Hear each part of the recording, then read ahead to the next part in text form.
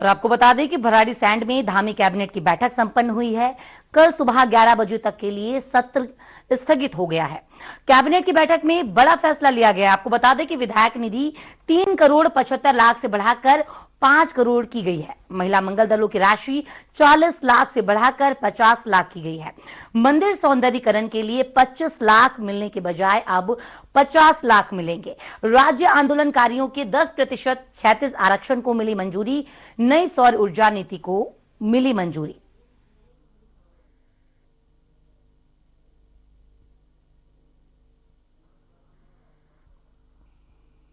जिसकी अपेक्षा थी सरकारों से, हमारी सरकार उसको पूरा कर पाई है। इसके लिए मैं अपनी सरकार को बधाई दे रहा हूँ और आंदोलनकारियों को शुभकामनाएं दे रहा हूँ। विधायक निधि बढ़ाई है। बहुत समय से भी एक मांग थी।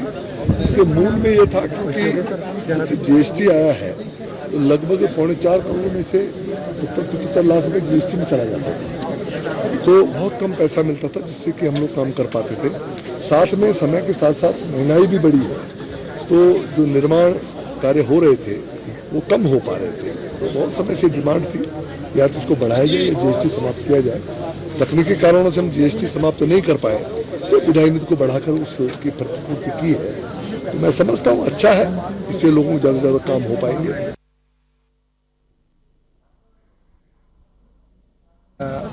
विपक्ष को भी जो है राज्यपाल जी का सम्मान भी करना चाहिए, और चूंकि ये दस्तावेज पूरी सरकार का होता है, और चूंकि महामहिम राज्यपाल जो है जब अभिभाषण करते हैं तो उस समय विपक्ष को भी मुझे लगता है कि संयम बरतना चाहिए था। और जो हमारा लोकतंत्र है उस लोकतंत्र में इसकी गरिमा जरूर रखनी चाहिए कि राज्यपाल अभिभाषण जब होता है तो विपक्ष को इसका जरूर ध्यान रखना चाहिए।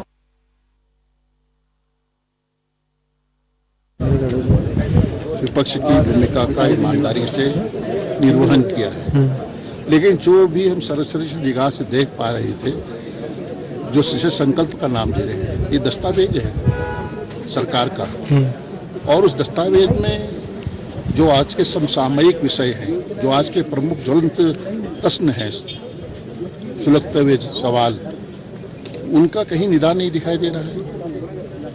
आज नौजवान आज भी अपने को ठगासा महसूस कर रहा है।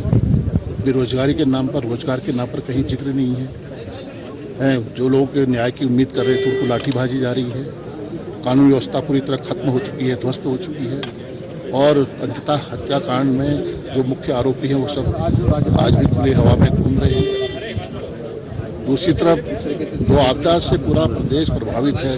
ताज़ा उदाहरण जोशीमठ, क्या हालात हैं। खुले आसमान के नीचे रह रहे हैं, जमीनें सब दरारें आ चुकी हैं, भवन सब टूटने जा रहे हैं, कोई मुआवजा नहीं, कोई उनकी इमदाद नहीं। और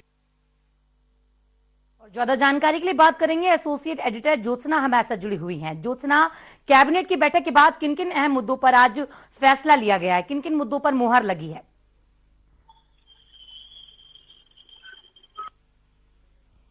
आज का दिन बहुत अहम था। बजट सत्र का भी आज एक किस्म से शुभारंभ हो गया, और ये बजट सत्र भराड़ी सैंड गैरसैंण में हो रहा है। राज्यपाल के अभिभाषण से बजट सत्र का शुभारंभ हुआ। राज्यपाल के अभिभाषण के बाद राज्य कैबिनेट बैठी और उसमें कई अहम बिंदुओं को आना था, जिसमें अगर सीधे सीधे कहें कि जिसकी बहुत दिनों से प्रतीक्षा थी, और पिछली कैबिनेट में जब एजेंडे में ये बिंदु नहीं आया था तब मुख्यमंत्री ने नाराजगी भी जाहिर की थी, कई मंत्रियों ने नाराजगी जाहिर की थी। वो था राज्य आंदोलनकारियों को 10% क्षैतिज आरक्षण का। आज कैबिनेट में वो मसला आया और उसको कैबिनेट ने अनुमोदन भी दे दिया, यानी कि काफी दिनों से इंतजार था। अब ये विधेयक के तौर पर सदन पटल पर रखा जाएगा और सदन की मंजूरी के बाद राज्य में कानून बन जाएगा, यानी कि राज्य आंदोलनकारी। इन फैसलों का आने वाले दिनों में क्या असर देखने को मिलेगा ज्योत्सना? बिल्कुल, आपको पता है कि ये राज्य आंदोलन के बदौलत ही बना है, और आंदोलनकारियों की बहुत बड़ी मांग थी, और आंदोलनकारियों को कह सकते हैं कि अंतरिम सरकार के दौर से ये क्षैतिज आरक्षण मिलता आ रहा था। एनडी तिवारी ने इस आरक्षण को सरकारी नौकरियों में तय किया था, और तब से लगातार मिल रहा था, लेकिन पिछले कुछ समय से नहीं मिल पा रहा था। इसके आने वाले समय में कहीं ना कहीं एक सरकार को सकारात्मक नतीजे मिलेंगे, क्योंकि आंदोलनकारी कम से कम राहत महसूस करेंगे। इसके अलावा अगर बड़ी बात कहें जिससे विधायक काफी खुश हैं, वो है विधायक निधि को 3,75,00,000 से बढ़ाकर 5 करोड़ कर दिया गया है। ये अपने आप में विधायकों की बहुत बड़ी मांग सरकार ने पूरी की है। राज्य की नई सौर ऊर्जा नीति को मंजूरी मिल गई है, ये और बड़ी बात है। इससे बड़ी बात मैं आपको बताऊं कि उत्तराखंड की बैकबोन यहाँ की महिलाएं हैं, तो राज्य सरकार ने महिला मंगल दलों को मिलने वाली जो अनुदान राशि थी 40 लाख, उसे बढ़ा करके 50 लाख कर दिया है। तो इस तरीके के जो फैसले हैं सीधे सीधे जन सरोकारों से जुड़े हुए हैं। ये पॉलिसी मैटर से ज्यादा जनता से जुड़े हुए मामले हैं, इसलिए इसका कहीं ना कहीं असर जनता के बीच जाएगा और वो एक सरकार को, जैसे मैंने कहा, उसके सकारात्मक नतीजे भी नजर आएंगे। बिल्कुल, फिलहाल आप हमारे साथ बनी रहिएगा, आपसे और अपडेट हम लेते रहेंगे।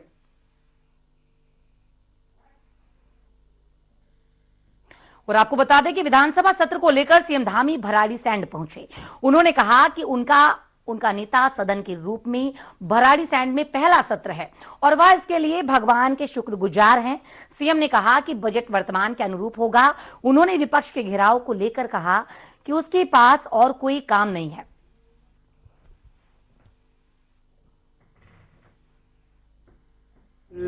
तैयारियां चारधाम यात्रा की बहुत पहले से ही प्रारंभ हो गई हैं और जिस प्रकार से लोगों के रुझान आ रहे हैं, लोगों की बुकिंग आ रही है या रजिस्ट्रेशन हो रहे हैं, इसमें कोई संदेह नहीं है। यात्रा हमारी जो पिछले साल 50 लाख की पहुंची थी, उससे भी ऊपर पहुंचेगी और हम पूरी तरह से तैयार हैं। सबकी यात्रा अच्छी हो, उसके लिए सारी तैयारियां उत्तराखंड की सरकार कर रही है। प्रधानमंत्री नरेंद्र मोदी जी के नेतृत्व में जो बजट 140 करोड़ जनता की आशाओं को पूरा करने वाला बजट है, उसी बजट को तारतम्य को आगे बढ़ाते हुए उत्तराखंड राज्य के सामान्य बजट को भी प्रावधानित किया गया है और इसमें मातृशक्ति और नौजवान और मुख्य रूप से रोजगार को केंद्रित किया गया है।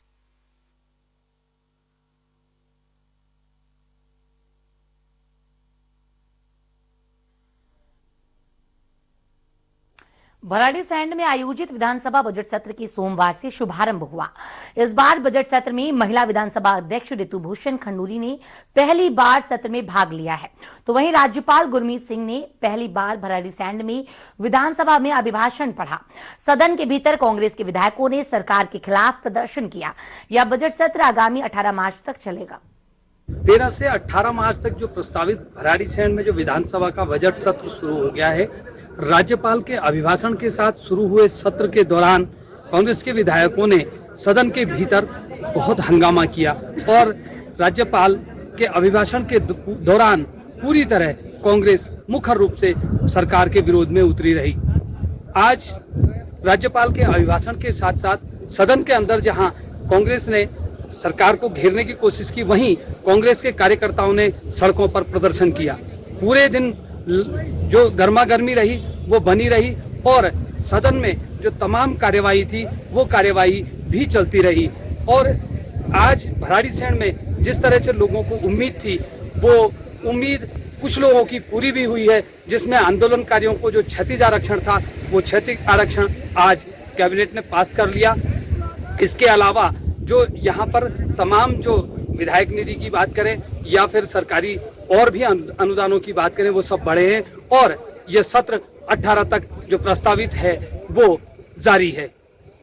मंजुल मांझला के साथ अरुण मैठाणी, भराड़ीसैंण, गैरसैंण। फिलहाल खबरों में आगे बढ़ेंगे, लेकिन उससे पहले लेंगे एक छोटा सा ब्रेक।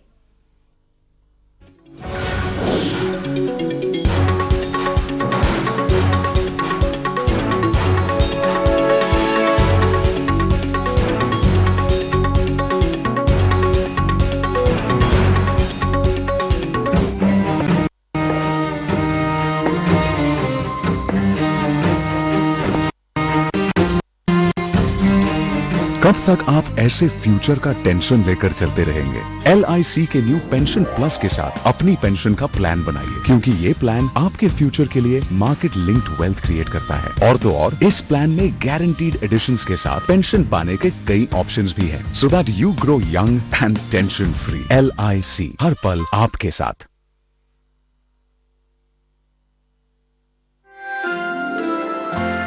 चिंता मत करो, बस अस्पताल जरूर जाना। सब अच्छे से होता है वहाँ, जांच, दवाई, बच्चे का जन्म और 2 रात अस्पताल में माँ और बच्चे दोनों की देखभाल। अरे देवर जी, अब हर सेवा मुफ्त है। सरकार का जन शिशु सुरक्षा जच्चा बच्चा स्वास्थ्य को लेकर चांस क्यों लेना है, चांस क्यों लेना।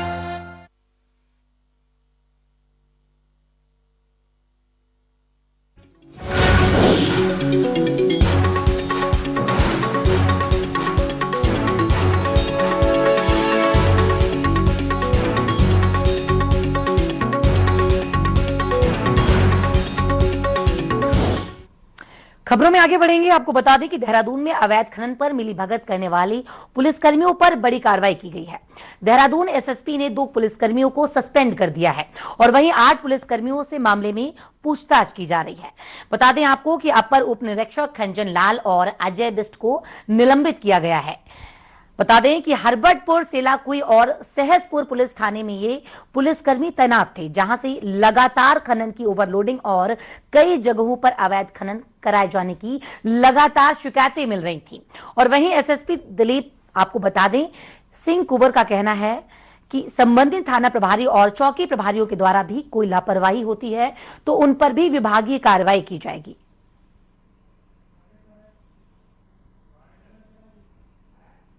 हरबटपुर के, सेलाकुई के और सहसपुर के, उनको मैंने लाइन हाजिर किया है। कुछ शिकायतें उनकी थी, उसकी मैं जांच करा रहा हूं और जांच कराने के बाद आगे जो भी विभागीय कार्रवाई होगी वो की जाएगी। क्या दूसरा जो है 2 कांस्टेबल में, एक एएसआई है खंजन लाल यातायात, इसकी भी एक शिकायत आई थी, और दूसरा एक कांस्टेबल अजय बिष्ट है एक पुलिस लाइन में। तो इन दोनों की जो है वो लापरवाही, अनुशासनहीनता की शिकायत आई थी, तो उन दोनों को सस्पेंड कर दिया मैंने। और बाकी जो 8 कांस्टेबल हैं उनको लाइन हाजिर किया। थानेदारों को भी जिम्मेदारी इसको लेकर तय की जाएगी। चौकी थाने की ऐसा है कि देखिए, खनन को लेकर के शासन शासन का और हम सब लोगों का एक 0 टॉलरेंस है।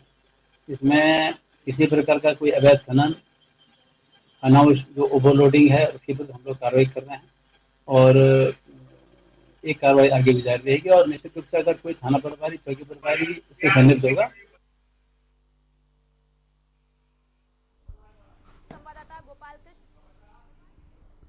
और देहरादून में अवैध खनन करने वालों पर कार्रवाई होगी। इस खबर पर अधिक जानकारी के लिए हमारे साथ में ज्योत्सना बनी हुई है।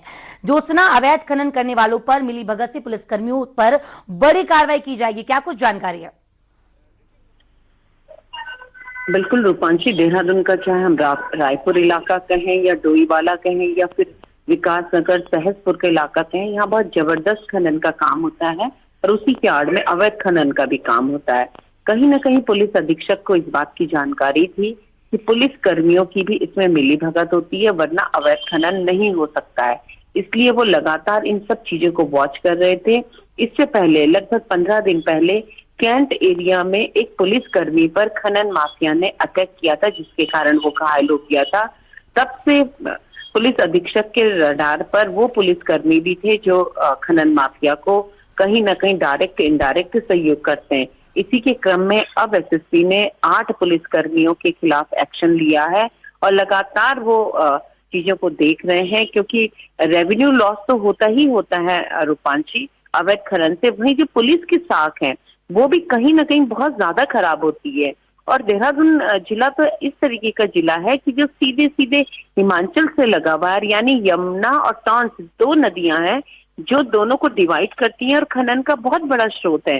तो ऐसे में ये कार्रवाई कहीं ना कहीं एक मैसेज है कि एसएसपी किसी भी हद तक कार्रवाई कर सकते हैं। उन्होंने अब भी वार्न किया है कि जो चौकी प्रभारी है, थाना प्रभारी है, अगर उनके बारे में उनके पास कोई रिपोर्ट आई, किसी भी तरीके की कोई इंफॉर्मेशन आई, तो वो उनको भी नहीं बख्शेंगे, उनके खिलाफ भी कार्रवाई होगी।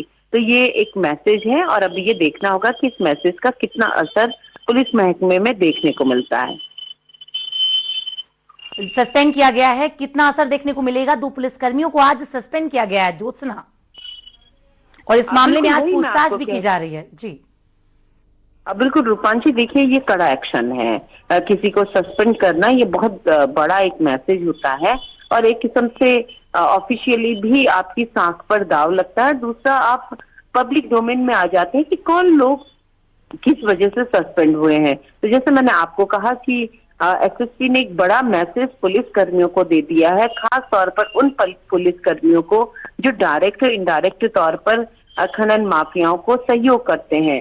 तो ऐसे में आने वाले दिनों में अगर कोई बड़ा एक्शन सामने नजर आए तो उसमें कोई बड़ी बात नहीं होगी, क्योंकि पुलिस अधीक्षक डीआईजी दिलीप कुंवर साफ तौर पर कह चुके हैं कि पुलिस की साख खराब नहीं होनी चाहिए, नंबर 1। और अवैध कारोबार, चाहे वो खनन हो या किसी भी तरीके का हो, कोई भी पुलिसकर्मी संलिप्त पाया जाता है किसी भी स्तर पर तो वो उसको बख्शेंगे नहीं।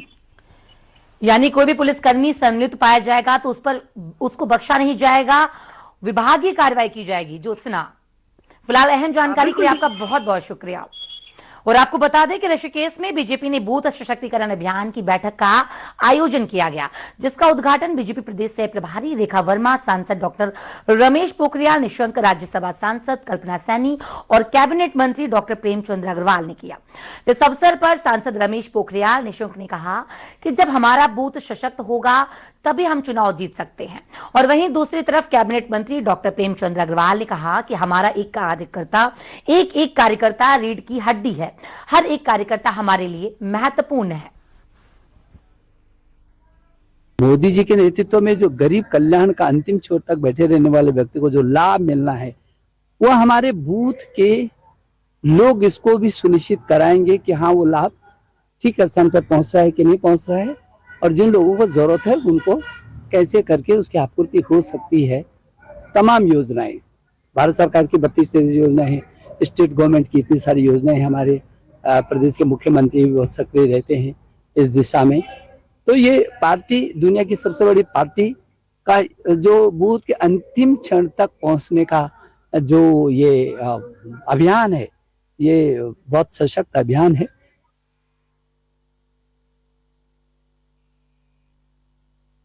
हमारा कार्यकर्ता होल टाइमर की तरह काम करता है। तो बूथ सशक्तिकरण जो ये अभियान जो है ये उसी का एक हिस्सा है। हम लोग सवाल कोई चुनाव है उसके लिए हम करते हैं ऐसा नहीं है। हम लोग तो जैसे ही कोई चुनाव निपटता है और उसी दिन से अगले चुनाव की हम लोग तैयारी में जुट जाते हैं। तो हमारा चाहे लोकसभा का चुनाव हो, चाहे हमारा ये नगर निगम के चुनाव हो, या और भी कोई हमारा कोई कार्यक्रम हो, इस प्रकार के जो हमारे, अब आप देखें ना, एक एक बूथ से हमारा व्यक्ति आ रखा है, हमारी बहनें आ रखी हैं, उनमें उनके मन में सिर्फ एक ही भाव है, जिस प्रकार से देश के यशस्वी प्रधानमंत्री आदरणीय मोदी जी काम कर रहे हैं, तो हमारा कार्यकर्ता उनके पद चिन्हों पे चलते हुए और पूरी तरह से समाज सेवा में, जनता की सेवा में लगा है, और ये उसी का एक हिस्सा है। और अगली खबर हल्द्वानी से है, जहां पर बता दें आपको कि हल्द्वानी पुलिस को एक बड़ी कामयाबी मिली है। पुलिस ने युवक के साथ हुई मारपीट और बाइक लूट के मामले का खुलासा किया है। इस मामले में आपको बता दें कि 3 लोगों को गिरफ्तार किया गया है। बता दें आपको कि पीड़ित की तहरीर पर पुलिस ने आरोपियों के खिलाफ मामला दर्ज किया है, जिसके बाद पुलिस ने जांच शुरू कर दी है। सीओ भूपेंद्र सिंह धोनी ने बताया कि 3 लोगों को गिरफ्तार कर लिया गया है।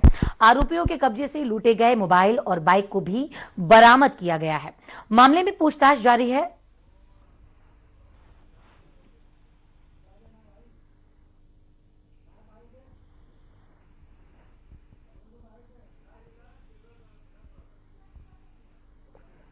इसमें वादी गौरव पांडे हैं, जिनके साथ में मारपीट हुई है, और मारपीट के बाद में इनकी एक मोटरसाइकिल और एक इनका मोबाइल इनके द्वारा आरोप लगाया गया है कि 3 लोगों के द्वारा वो छीना गया है मारपीट के साथ में गाली गलौज इसको करी है।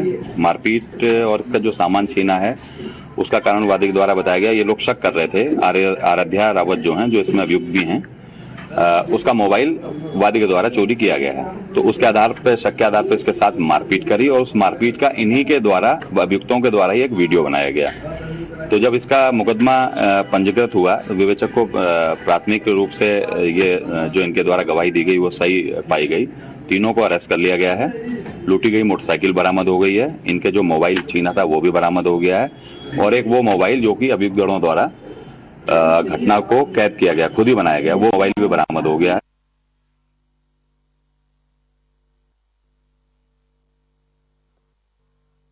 लेंगे, लेकिन उससे पहले लेंगे एक छोटा सा ब्रेक।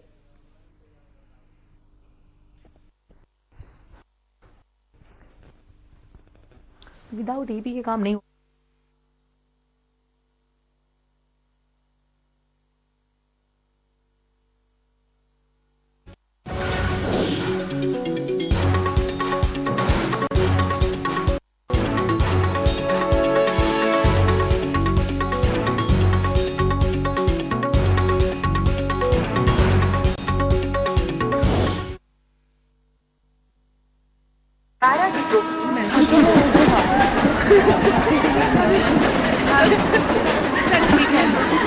आजा।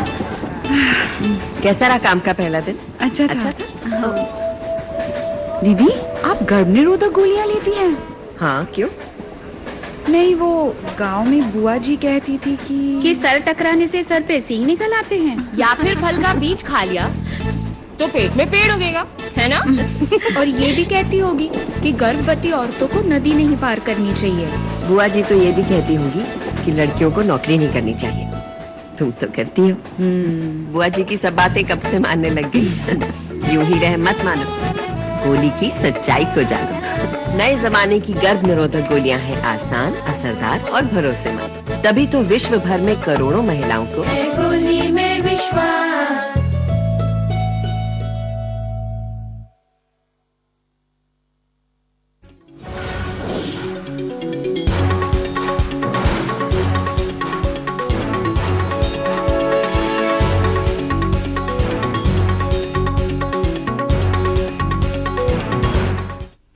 ब्रेक के बाद आपका बहुत बहुत स्वागत है। खबरों में आगे बढ़ेंगे। आपको बता दें कि सोमवार को बजट सत्र के पहले दिन उत्तराखंड कांग्रेस ने प्रदेश अध्यक्ष करण माहरा के नेतृत्व में भराड़ीसैंण स्थित विधान भवन का घेराव किया और कांग्रेस कार्यकर्ताओं को गैरसैंण चलो का नारा दिया है। कांग्रेस ने लगातार हो रहे भर्ती घोटाले, राज्य में बढ़ती बेरोजगारी, युवाओं की नौकरियों को बेचने, अंकिता भंडारी हत्याकांड में वीआईपी के नाम का खुलासा, बिगड़ती कानून व्यवस्था समेत कई गंभीर मुद्दों पर हमला बोला है। आपको बता दें कि साथ ही हरीश रावत ने कहा कि आज गन्ना किसानों का बहुत बुरा हाल है और ऐसे में राज्य सरकार को चाहिए कि वह अपने बड़े बड़े बंगलों और एसी कमरों से बाहर निकलकर किसानों का जो बकाया भुगतान होना है उस पर भी गौर करें।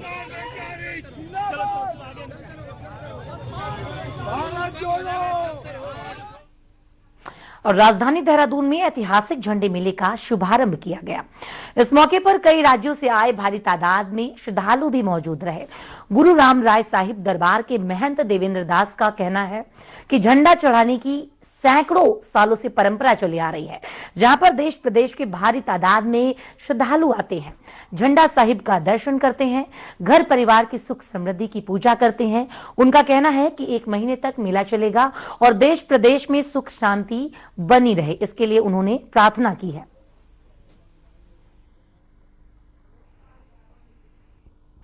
देहरादून पुलिस ने प्राइवेट वाहनों को लेकर एक अहम फैसला लिया है।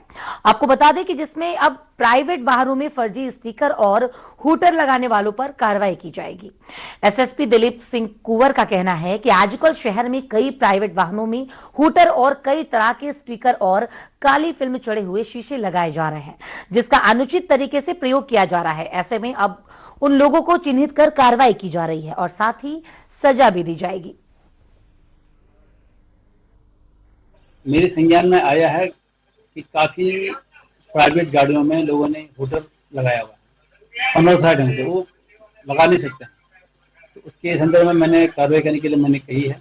दूसरा, काफी लोगों ने अपने प्राइवेट वाहनों में वो कलर्ड फिल्म लगा करके जो है वो बिल्कुल लगा करके सर गाड़ी चला रहे हैं। ऐसे ही गाड़ियों का इस्तेमाल बेसिकली गलत काम के लिए होता है। अगर आप पाक साफ हैं तो बिल्कुल भाई क्या दिक्कत है, किसी को ठगने की जरूरत है। इन वाहनों का इस्तेमाल गलत काम के लिए होता है, तो इन दोनों प्रकार के वाहनों के खिलाफ कार्रवाई करने के लिए मैंने कहा है, कार्रवाई की जा रही है और इन गाड़ियों को अगर कोई मिलता तो सीधे बहुत प्रभावी कार्रवाई करने के लिए मैंने बताया। और फिलहाल बुलेटिन में अभी बस इतना ही। बने रहिए सहारा समय के साथ और मुझे दीजिए इजाजत। सहारा प्रणाम।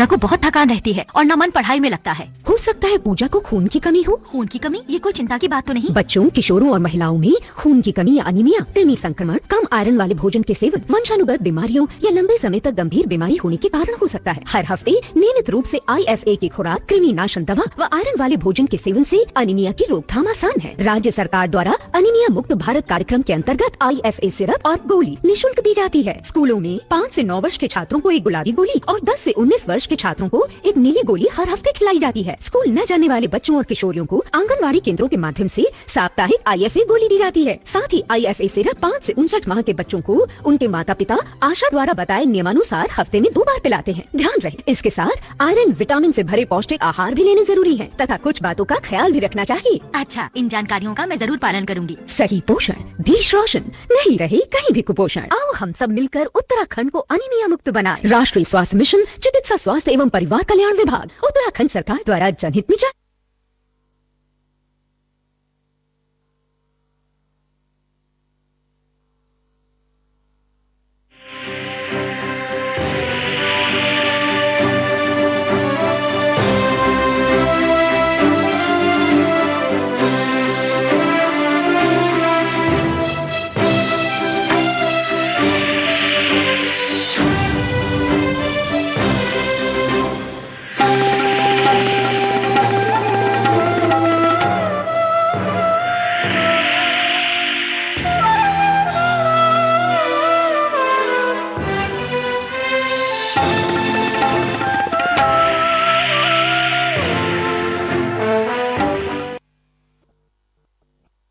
सहारा प्रणाम, सहारा समय देख रहे हैं आप। आपके साथ मैं रूपांशी मिश्रा। उत्तराखंड की खबरों में आपका स्वागत है। उत्तराखंड से बड़ी खबर आ रही है, जहां पर आपको बता दें कि राज्यपाल के अभिभाषण के बाद आज धामी की कैबिनेट बैठक हुई है और इस बैठक में कई अहम मसलों पर आज चर्चा हुई है और साथ ही कई अहम मुद्दों पर मुहर लगी है। आपको बता दें कि जिसमें विधायक निधि की राशि बढ़ाकर 5 करोड़ की गई है और साथ ही महिला मंगल दलों की राशि 40 लाख की गई है। कैबिनेट की यह अहम बैठक आपको बता दें कि भराड़ीसैंण में आज आयोजित की गई है।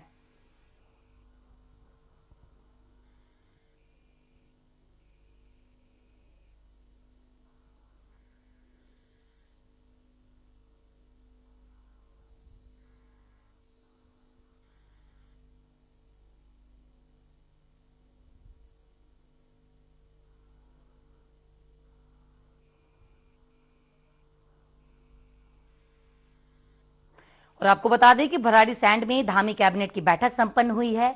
कल सुबह 11 बजे तक के लिए सत्र स्थगित हो गया है। कैबिनेट की बैठक में बड़ा फैसला लिया गया। आपको बता दें कि विधायक निधि 3 करोड़ 75 लाख से बढ़ाकर 5 करोड़ की गई है। महिला मंगल दलों की राशि 40 लाख से बढ़ाकर 50 लाख की गई है। मंदिर सौंदर्यीकरण के लिए 40 लाख मिलने के बजाय अब 50 लाख मिलेंगे। राज्य आंदोलनकारियों के 10% क्षैतिज आरक्षण को मिली मंजूरी। नई सौर ऊर्जा नीति को मिली मंजूरी।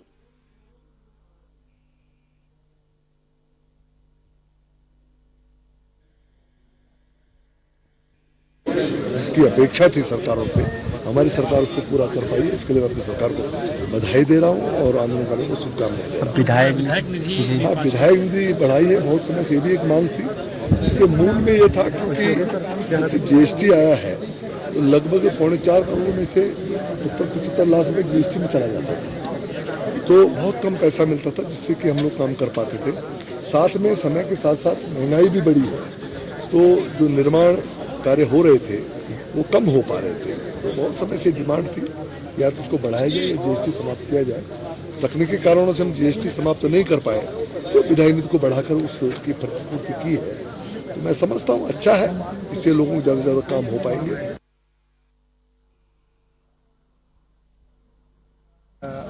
विपक्ष को भी जो है राज्यपाल जी का सम्मान करना चाहिए और चूंकि ये दस्तावेज पूरी सरकार का होता है और चूंकि महामहिम राज्यपाल जो है जब अभिभाषण करते हैं तो उस समय विपक्ष को भी मुझे लगता है कि संयम बरतना चाहिए था। और जो हमारा लोकतंत्र है उस लोकतंत्र में इसकी गरिमा जरूर रखनी चाहिए कि राज्यपाल अभिभाषण जब होता है तो विपक्ष को इसका जरूर ध्यान रखना चाहिए।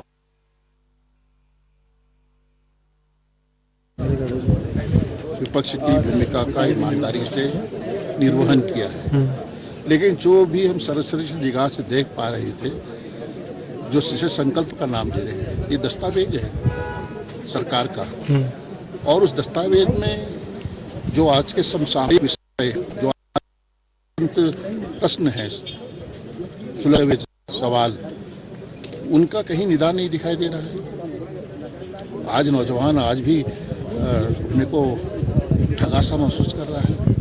बेरोजगारी के नाम पर, रोजगार के नाम पर कहीं जिक्र नहीं है। जो लोग न्याय की उम्मीद कर रहे थे उनको लाठीबाजी जा रही है। कानून व्यवस्था पूरी तरह खत्म हो चुकी है, ध्वस्त हो चुकी है, और अंततः हत्याकांड में जो मुख्य आरोपी हैं वो सब आज भी खुली हवा में घूम रहे हैं। दूसरी तरफ जो आपदा से पूरा प्रदेश प्रभावित है, ताज़ा उदाहरण जोशीमठ, क्या हालात हैं। खुले आसमान के नीचे रह रहे हैं, जमीनें सब दरारें आ चुकी हैं, भवन सब टूटने जा रहे हैं, कोई मुआवजा नहीं, कोई उनकी इमदाद नहीं, कोई। ज्यादा जानकारी के लिए बात करेंगे एसोसिएट एडिटर ज्योत्सना हमारे साथ जुड़ी हुई हैं। ज्योत्सना, कैबिनेट की बैठक के बाद किन किन अहम मुद्दों पर आज फैसला लिया गया है, किन किन मुद्दों पर मुहर लगी है?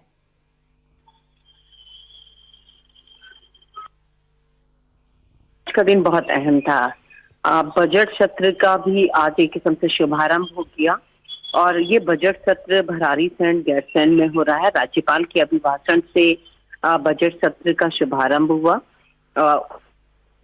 राज्यपाल के अभिभाषण के बाद राज्य कैबिनेट बैठी और उसमें कई अहम बिंदुओं को आना था, जिसमें अगर सीधे से कहें कि जिसकी बहुत दिनों से प्रतीक्षा थी, और पिछली कैबिनेट में जब एजेंडे में ये बिंदु नहीं आया था तब मुख्यमंत्री ने नाराजगी भी जाहिर की थी, कई मंत्रियों ने नाराजगी जाहिर की थी।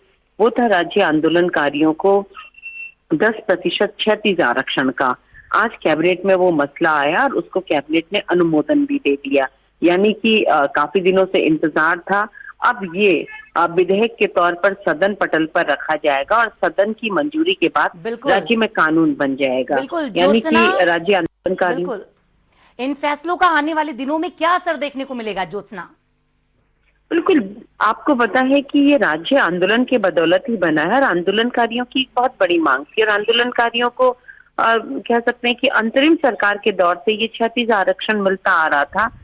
एनडी तिवारी ने इस आरक्षण को सरकारी नौकरियों में तय किया था, और तब से लगातार मिल रहा था, लेकिन पिछले कुछ समय से नहीं मिल पा रहा था। इसके आने वाले समय में कहीं ना कहीं एक सरकार को सकारात्मक नतीजे मिलेंगे, क्योंकि आंदोलनकारी कम से कम राहत महसूस करेंगे। इसके अलावा अगर बड़ी बात कहें जिससे विधायक काफी खुश हैं, वो है विधायक निधि को 3,75,00,000 से बढ़ाकर 5 करोड़ कर दिया गया है। ये अपने आप में विधायकों की बहुत बड़ी मांग सरकार ने पूरी की है। राज्य की नई सौर ऊर्जा नीति को मंजूरी मिल गई है, ये और बड़ी बात है। इससे बड़ी बात मैं आपको बताऊं कि उत्तराखंड की बैकबोन यहाँ की महिलाएं हैं, तो राज्य सरकार ने महिला मंगल दलों को मिलने वाली जो अनुदान राशि थी 40 लाख, उसे बढ़ा करके 50 लाख कर दिया है। तो इस तरीके के जो फैसले हैं सीधे सीधे जन सरोकारों से जुड़े हुए हैं। ये पॉलिसी मैटर से ज्यादा जनता से जुड़े हुए मामले हैं, इसलिए इसका कहीं ना कहीं असर जनता के बीच जाएगा, और वो एक सरकार को, जैसे मैंने कहा, उसके सकारात्मक नतीजे भी नजर आएंगे। बिल्कुल, फिलहाल आप हमारे साथ बनी रहिएगा, आपसे और अपडेट हम लेते रहेंगे।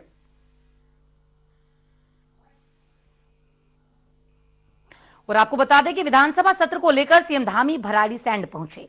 उन्होंने कहा कि उनका नेता सदन के रूप में भराड़ीसैंण में पहला सत्र है और वह इसके लिए भगवान के शुक्रगुजार हैं। सीएम ने कहा कि बजट वर्तमान के अनुरूप होगा। उन्होंने विपक्ष के घेराव को लेकर कहा कि उसके पास और कोई काम नहीं है।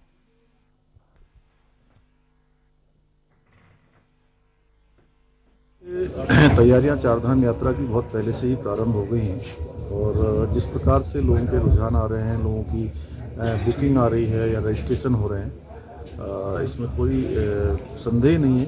यात्रा हमारी जो पिछले साल 50 लाख की पहुंची थी, उससे भी ऊपर पहुंचेगी, और हम पूरी तरह से तैयार हैं। सबकी यात्रा अच्छी हो, उसके लिए सारी तैयारियां उत्तराखंड की सरकार कर रही है।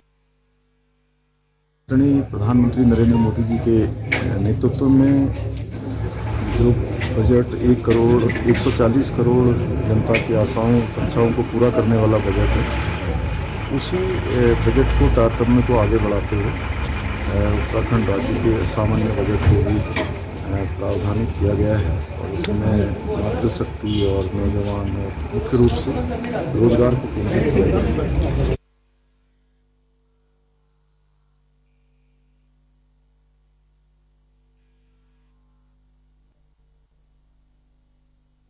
भराड़ीसैंण में आयोजित विधानसभा बजट सत्र की सोमवार से शुभारंभ हुआ।